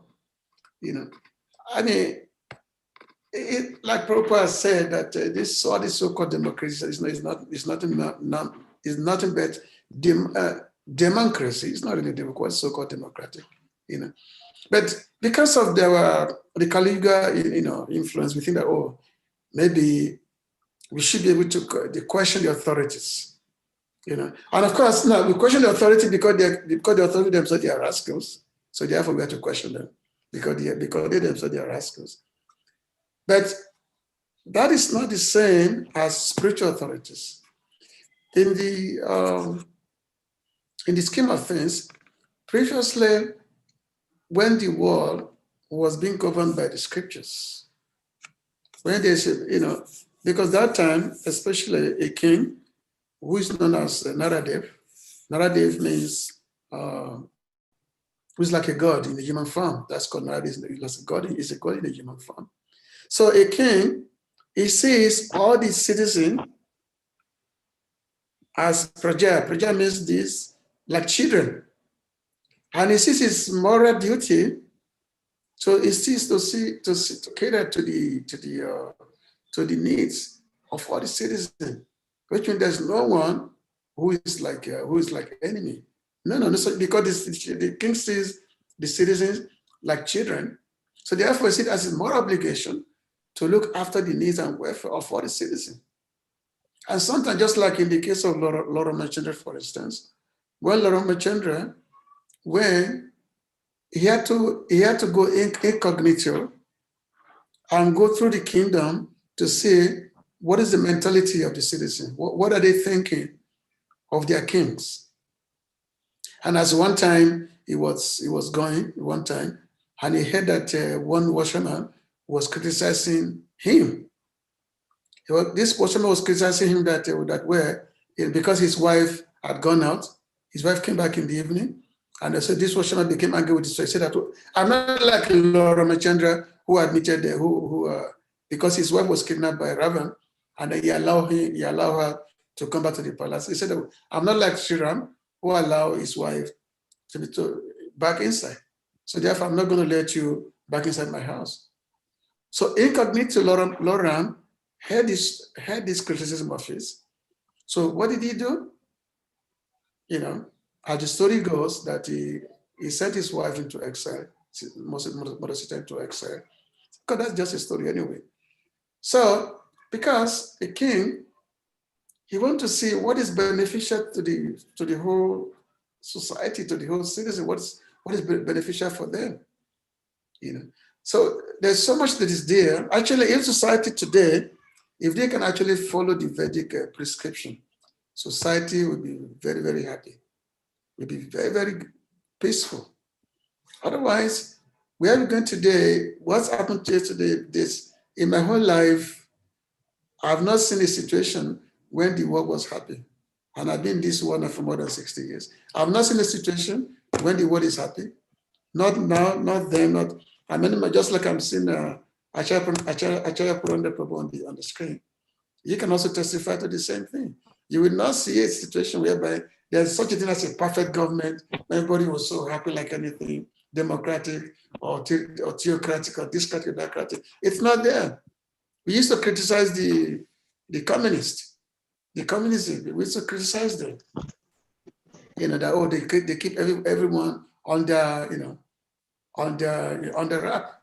And nowadays, in America nowadays, there's what is going on. There's what we call a cancel culture that is going on nowadays in America. And this cancel culture are those group of people who cannot tolerate the, the words and action of others. They cannot tolerate someone's ideology. So therefore, you have a situation whereby the Twitters or the Facebook, they are banning those who do not say the right thing according to their own feeling. So that is going on. So which means it's a matter of how someone can control how someone can have a particular control. So anyway, the way we are talking nowadays, the way the world is going now, no one is happy. People are going to become much more unhappy. And what's going to lead to it is going to be world war. That's going to be third world war. That's what's going to happen. And that is undeniable fact. Because the world is crazy. The world is going crazy day by day. Everyone wants to be the controller. Everyone wants to be the God. Everyone wants to be the love of what they can survey.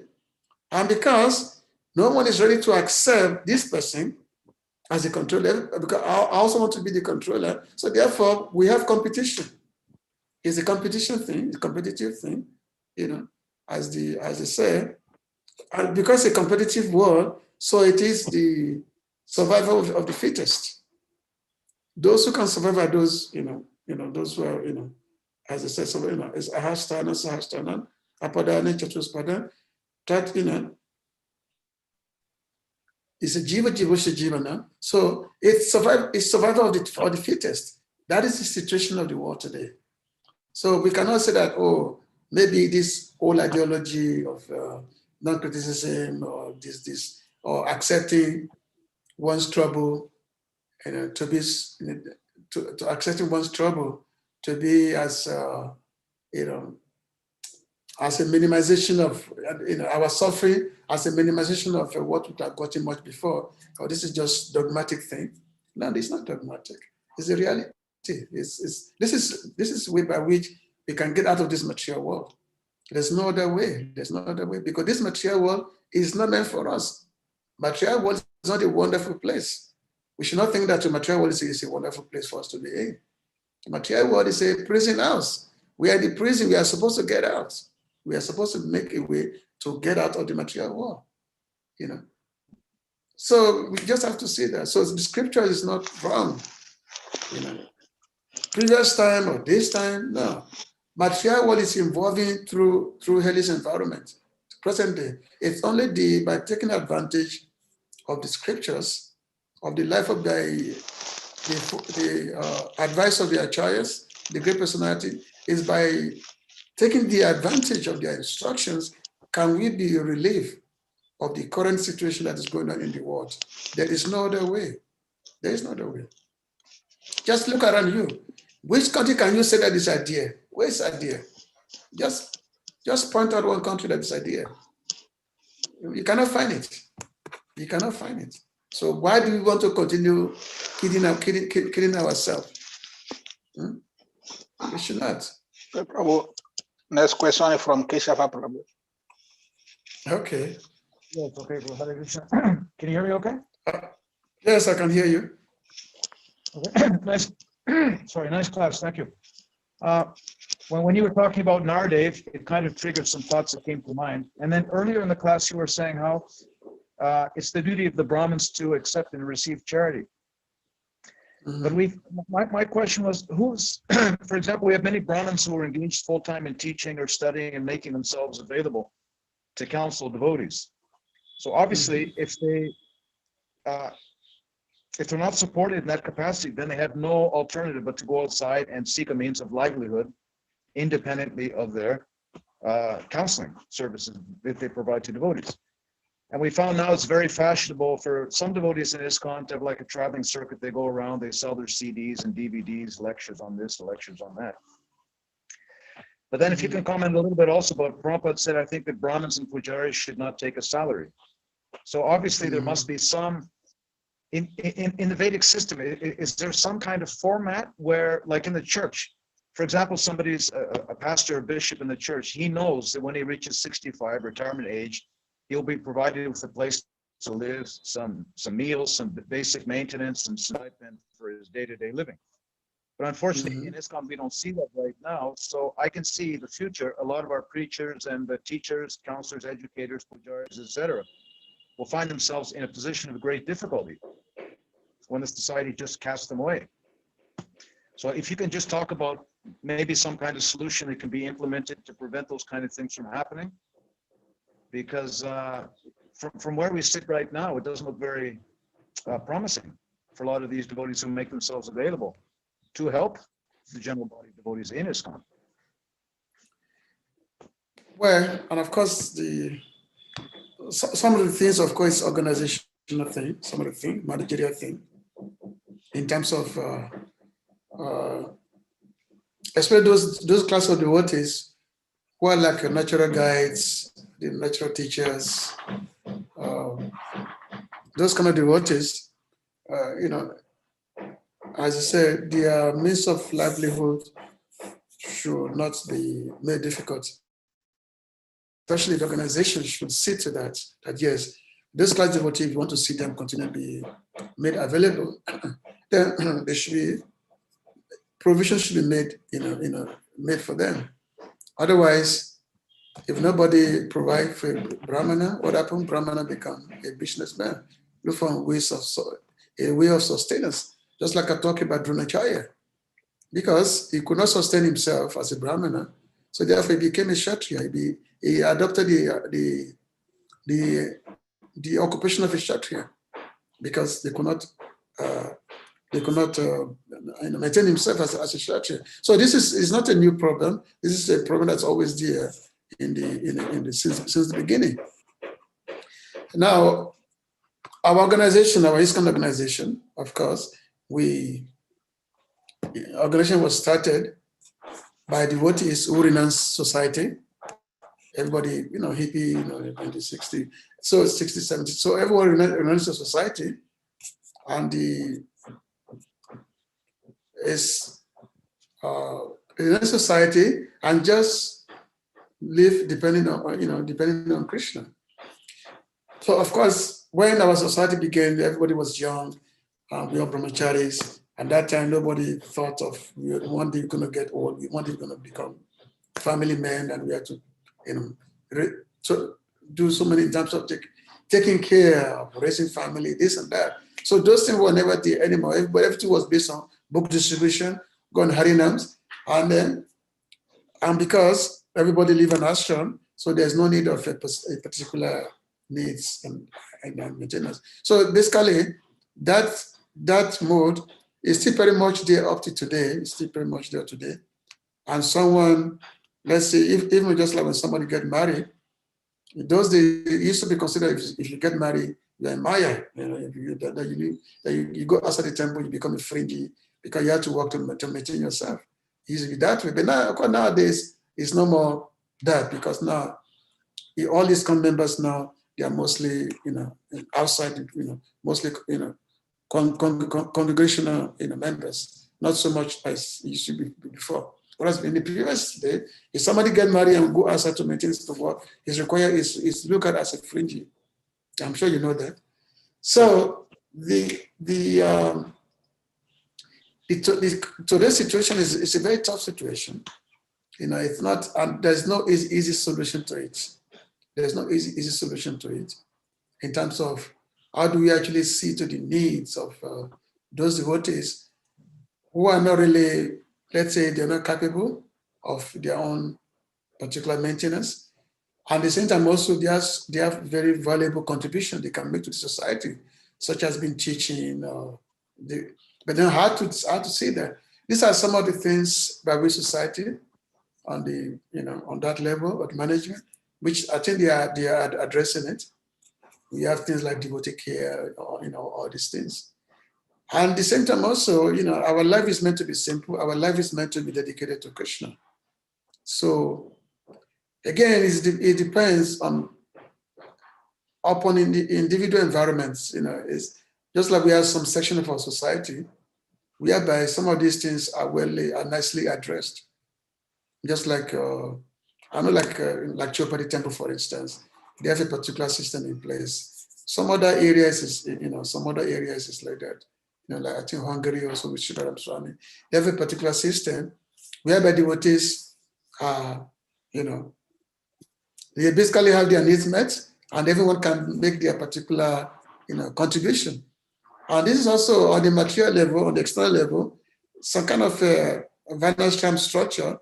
And of course, personally, I don't support Vanashram anyway. But this is kind of a Vanashram structure on some level whereby you have different society, the Brahmana, the Kshatriya, Vaishyas, and Sudras, and provided for whatever they need. And the Kshatriya do the management, the Vaishya do the business, and everybody else, engineers, whatever, they do their particular contribution. So this is the Vanashram system. So this question, you should address this question to the managers of ISKCON. That's something you have to do. Because it's not a simple solution, it's not a simple answer to that question. This has been this has been going on for a long time. It's been every year GBC are having a meeting. This is something they've been dealing with every year. Every year they've been dealing with this every year. Okay. And of course, Shivas Prabhu is on the screen. I'm sure you can say something to that also. Hare Krishna. Shivas Prabhu, you want to say something about this question? What is the question? The question of Keshav Prabhu. You want to comment on that?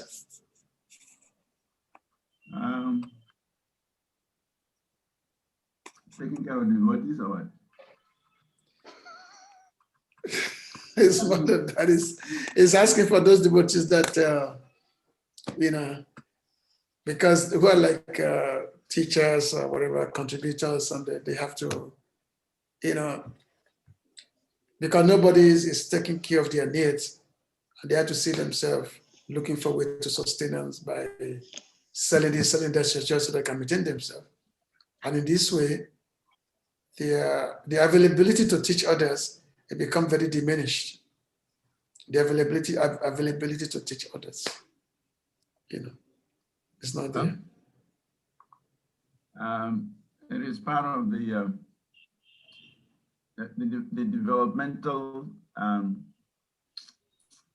stages of the society.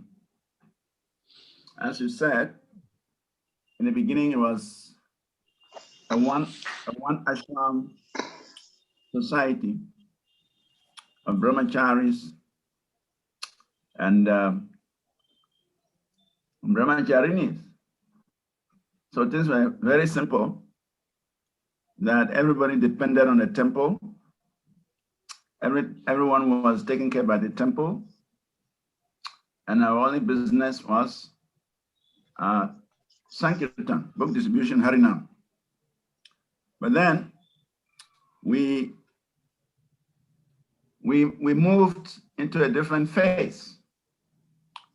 The society expanded, and some devotees got married, and they got children. They became responsible. So they were authorized or permitted to find some additional ways of generating income to support their families, because the temple was not in a position to take care of large families. So that was the beginning of the next stage, that some grihastas had to find ways and means to survive. And so once that sets in, you cannot get 100% of their service, their energies, because it has to be divided. So that has expanded and expanded till today. As you mentioned, about 90% of our devotees live outside. 90% are grihastas. 90% are income earners. And that is the way they have to maintain themselves. So we are in another stage of development. Of course, that is a very natural stage. In the early stages, it was not very natural. It was kind of an artificial situation. whereby everybody lived in the temple, everybody was forced to be a renunciate, everybody was forced to be a brahmachari or brahmacharini. That was not very natural because it's not everybody who could live that kind of life. So now we are actually entering into a very natural situation. If you want to be a brahmachari in the temple, it is your choice. You're not forced. And if you want to remain outside and get married and get children and practice Krishna consciousness outside and be responsible, that is your choice. So we are going through different phases of development. And that's the natural trend that every society goes through. However, as you mentioned also the GBC, they have come up with this idea of devotee care. So that will also mean different levels of care. Yeah, those who are full-time devotees in the temple, they will get a full-time care. Those who are serving the temple and also have some things to do outside, they may get some support. And those who are completely independent of the temple, definitely, they may not get any direct care from the temple. They may get some spiritual care, they may get some spiritual nourishment, they may get some encouragement, some inspiration. That is also some level of care, because when we talk about devotee care, we have the physical care, we have the emotional care, we have the mental care, we have the spiritual care, we have many levels of this care. So therefore, full-time devotees, they will enjoy all the different levels of care by temple, by society. But those who are not full-time, they would receive some level of care according to how much they relate to the society or to the temple. So the GBC, they are coming up with courses and training programs and different things, how to implement this devotee care. So we hope that soon this will reach everywhere in the world, and we will see the result of this devotee care. Thank you, Hare Krishna. Thank you, Prabhu. And of course, one thing is that nowadays also we have quite a big avalanche of devotees who are like independent preachers. They're not associated with any particular temple. They're independent preacher, and many of them, of course, are very inspirational also. So those devotees, for some reason or another, they're independent preacher. They go here and then preach. So which means the society does not, because for someone who lives in a temple look after you if you live in that particular temple, then let's say the temple look after you. But if you're just an independent preacher, like myself, I consider myself an independent preacher. And there's so many devotees who are like that, who are like very good preacher, but they're not part of a particular temple. So which means society has to come find a way how to address those devotees, what kind of, what should be in terms of because they're not business people, they're just preachers who basically like, they don't see themselves being attached to one particular temple. They see the overall society as their domain. So I think it's one of those things that the society has to come up with, and to see what can be the solution to this type of devotees, who have like world vision, not just a particular, who are not like a regional or geographical type of situation. So is there another question? Any other points? Next question, we'll go back to Sahadev again. Okay, sorry, Prabhu.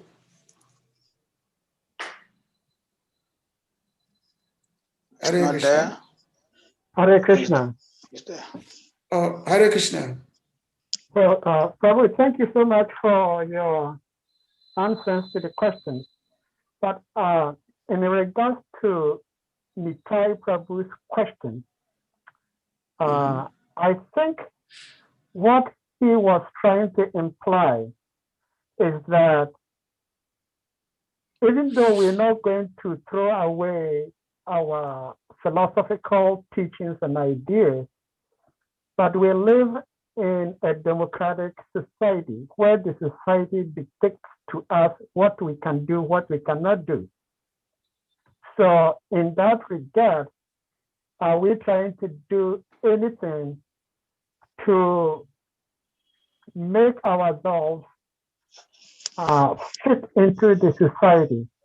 For example, I know in Ghana, Accra, there is a period where everybody is banned from playing drums. So when it gets to that time, the temple will not play Redanga. And if you go against that, the local people can rush into your church or temple and destroy anything, everything. So in that regard, I think that's what he was trying to say. If we can make some adjustments to fit into the society without changing our principles, if I understood his question. But my other question is about Dronacharya being a Brahmin who had to take up the duties of a Kshatriya. Isn't it Krishna himself who said in Bhagavad Gita chapter 3 verse 35 that it is far better to discharge one's prescribed duties even though faultily than another's duty perfectly? So if that is your line, you are Brahmin, why do you switch to become a Kshatriya? That's my question. Thank you, Hare Krishna. So, and the first one, in terms of the fitting to the norms of the society, of course, we should not be the lawbreaker. We have to follow the laws of the society, obviously, because if you break the law, you go to jail. So, it's not that that's what happened.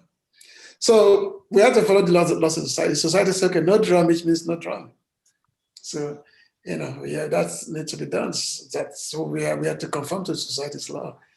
But the thing that we know that society we are living in is very much, earliest environment, and things will get much more worse than we are now.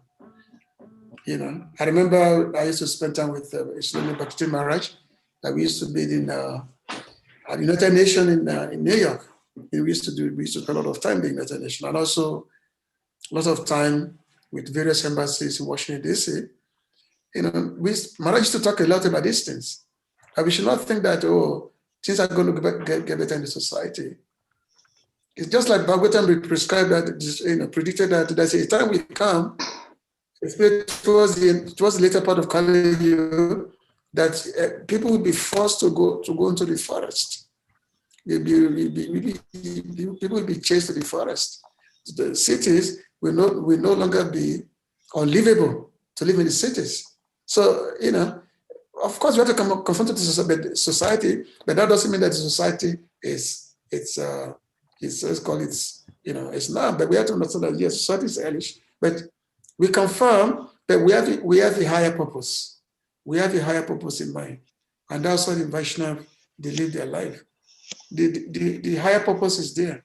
Just like back to Mutako, he was a judge. He was a court magistrate. So he would do his duty as a magistrate, and by the same time, he would spend all night writing all these books, giving all these big ideas about a perfect society, which is based on spiritual culture. So as they said, the example is given that just like a woman, like a married lady, who is a married lady, and at the same time the lady has a paramour. Lady has a paramour. Now this married lady, she will do all the household work very perfectly, no suspicion whatsoever, so that the husband, relative, they will not have a chance to think to have any kind of a suspicious. There'll be no suspicion whatsoever because she's doing her household work very perfectly. So a devotee has to be like that. We live in the material world, We do all our duties, all the conformity. But at the same time also, we know our higher purpose is the attainment of Krishna, is development of love of Krishna. That's our higher purpose. But we do our conformity with the materialistic society, just like as a woman who has got a paramour who will do the same thing. So I hope that is understandable. Now, the other question, which referred to Dronacharya taking the profession of a Kshatriya, even though it's a Brahmana, and of course, the reference to Lord Krishna saying that it's better to do one's duty perfectly and do others, do one duty with fraud than try to do others' duty perfectly.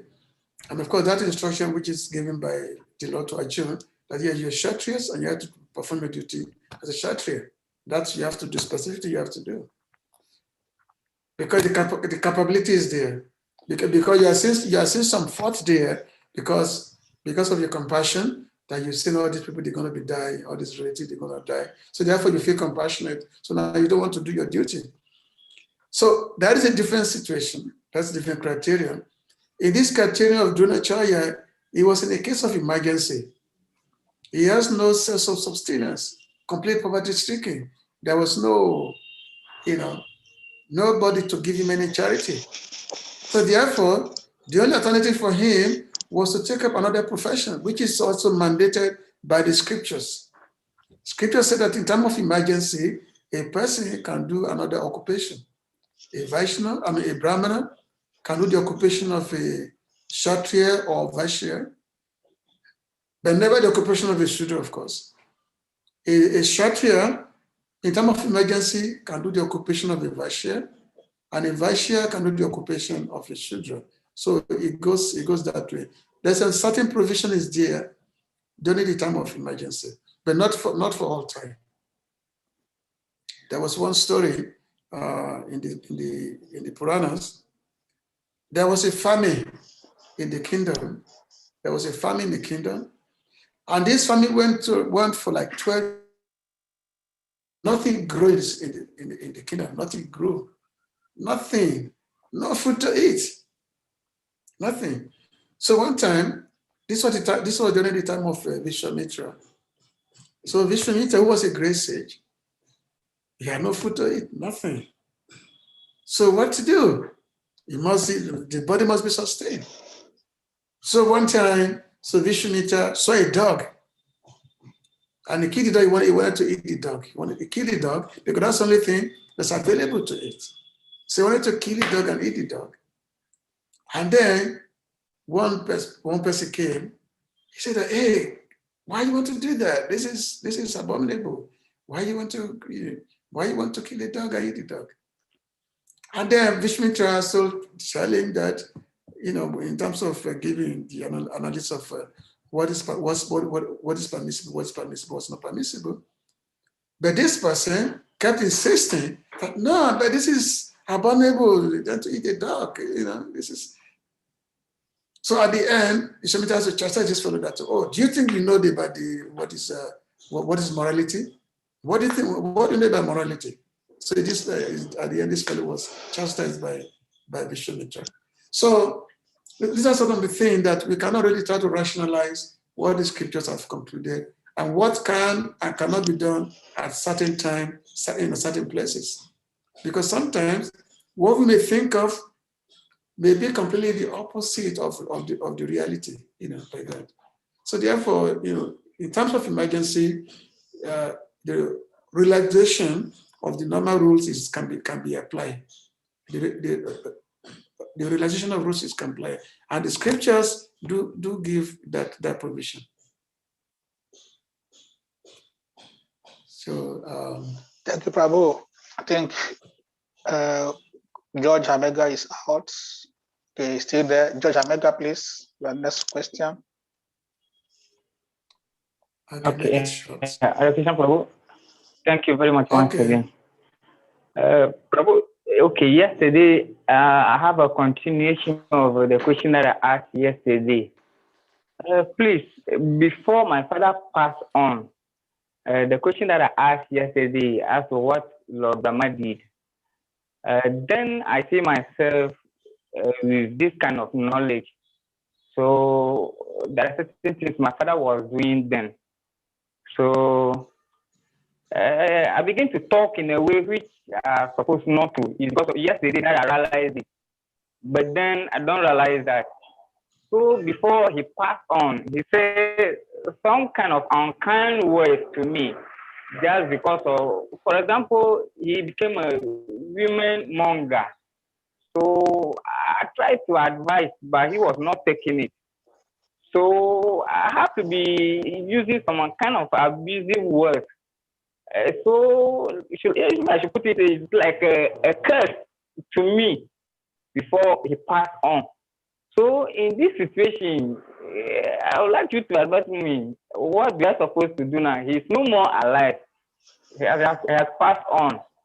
But then I was not enlightened. Yesterday I was enlightened based on the answer Srivas Vanachari gave me.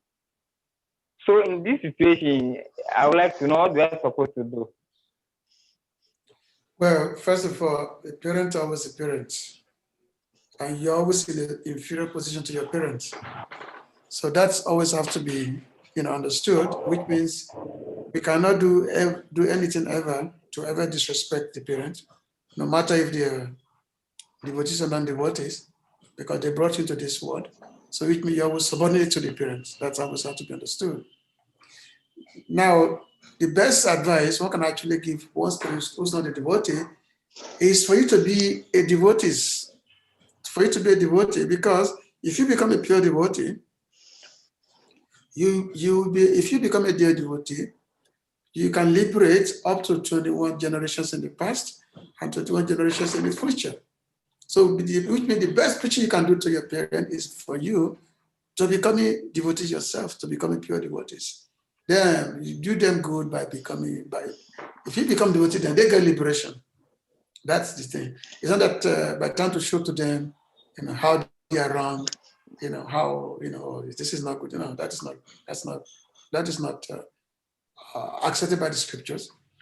And of course, there was one time when one devotee, he went to Lord Chaitanya Prabhu with his son. And this was, I forgot his name. I did the son's name, Raghunanda. So one time, they visited Chaitanya Prabhu in Puri, and then Mahaprabhu asked that, I forgot his name. He said that, tell me, who is the son and who is the father? This person replied, well, my conclusion is that my son, this son of mine, is actually my father, because anyone who brings us to Christian consciousness, that person becomes superior. That person becomes the father, because it's through my son that I came to Christian consciousness. I came to take shelter of your lotus feet. So therefore, my son has become my father. So that is a very, very pure situation, whereby the parents say that, oh, this son become be a pure devotee and able to develop love of the Lord, love of Krishna, and then bring us to the path. So in this way, we have to see ourselves as being a reflection of pure devotional service. And then, without saying so much, we can actually do good to our parents. We can do good to them. That's the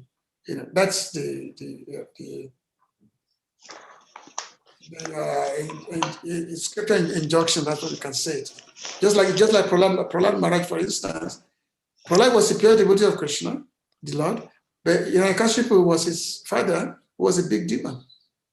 Hiranyakashipu was his father, and Hiranyakashipu tried to kill him many ways because he was a devotee of his enemy. Hiranyakashipu considered Lord Vishnu as his enemy, and Prahlad is a devotee of Lord Vishnu. So Hiranyakashipu, he tried so much to kill his son, but he was unable to kill him because Prahlad was always under the protection of the Lord. So, but Prahlad, even though the Lord eventually came and killed Hiranyakashipu, Prahlad was still praying to the Lord that, please, my dear Lord, liberate my father, liberate all these persons, you know. And of course, the Lord said that actually for being my devotees, you've already liberated all your ancestors up to 100 generations in the past and up to another 100 generations in the future. Okay, so which means the best asset of a family is when a member of that family becomes a devotee of Krishna. That's the best family. So again, just to make it short, we should never be rude to our parents. We should never think that, oh, because I come to the Christian society, I find the reason why we are rude to them. We should always think the first day we are born to this world, they raise us, they nurture us. We should always think of that day. Okay. And then that's where you will be peaceful. We should not be so proud that, oh, I'm a devotee now. Let me chastise my brothers. Let me chastise my parents. No. That's something we should not do. Okay. Thank you, Prabhu. I think 2 hours. Do you want to continue? Should you have some time? Or Judge Amega will put his 2 questions for Ganga for tomorrow? Or do you want to take it today? Yeah, I think they should put it to Ganga Prabhu tomorrow. Okay. We ask all devotees to kindly unmute yourselves and let's chant Hare Krishna to Prabhu for coming. Hare Krishna. Hare Krishna. Hare Krishna. Krishna. Krishna. Hare Hare Hare Rama. Hare Jai Hare Krishna. Shri Ishvara Prabhu ki jai. Jai. Hare Krishna.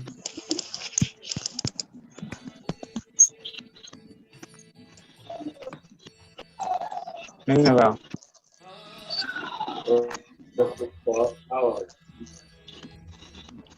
no.